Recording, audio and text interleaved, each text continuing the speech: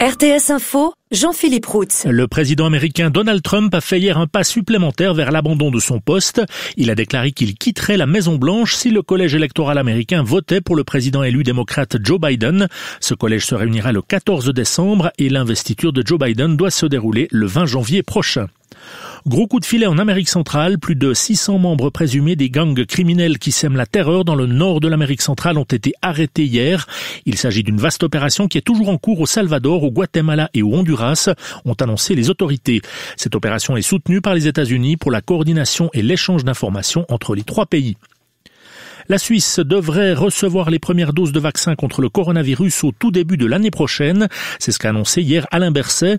Nous sommes bien positionnés, mais il faudra attendre le printemps pour avoir de gros volumes, a précisé le ministre de la Santé. La Confédération a identifié les produits qui seront le plus rapidement sur le marché et qui seront les plus efficaces, a expliqué Alain Berset devant la presse à Berne. Les cantons et la Confédération souhaitent que les stations de ski soient ouvertes cet hiver, y compris durant les fêtes de fin d'année, mais à des conditions strictes. Le ministre de la Santé Alain Berset exige des bons plans de protection et une mise en œuvre parfaite de ceux-ci. Le canton de Genève va venir en aide aux personnes sans abri. Le Grand Conseil a adopté hier soir en urgence un projet de loi du gouvernement qui vise à héberger 155 personnes dans des hôtels durant l'hiver. La mesure coûtera 1,4 million de francs.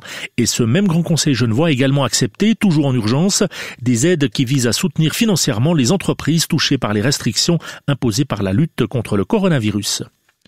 En football, mission accomplie pour Young Boys qui a obtenu hier une précieuse victoire dans le brouillard de Sofia lors de la 4e journée de l'Europa League. Les Bernois se sont imposés 1-0 sur la pelouse du CSKA et ils occupent le 2e rang de leur groupe derrière l'AS Roma. L'icône du football argentin Diego Maradona a été enterré hier soir lors d'une cérémonie familiale privée dans un cimetière de Buenos Aires.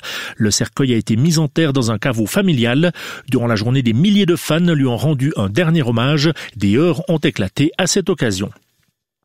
En ski alpin, Lara Gut-Berami a terminé 3e hier du slalom parallèle de Lech en Autriche. Il a été remporté par la Slovaque Petra Vlhova. La Tessinoise, qui avait signé le meilleur temps des qualifications, a dominé la Suédoise Sara Hector dans le duel pour la 3e place. Du côté du ciel, de nouveau du stratus aujourd'hui sur le plateau avec une limite entre 800 et 900 mètres. Il ne se dissipera que partiellement dans la journée. Ailleurs, le temps sera ensoleillé.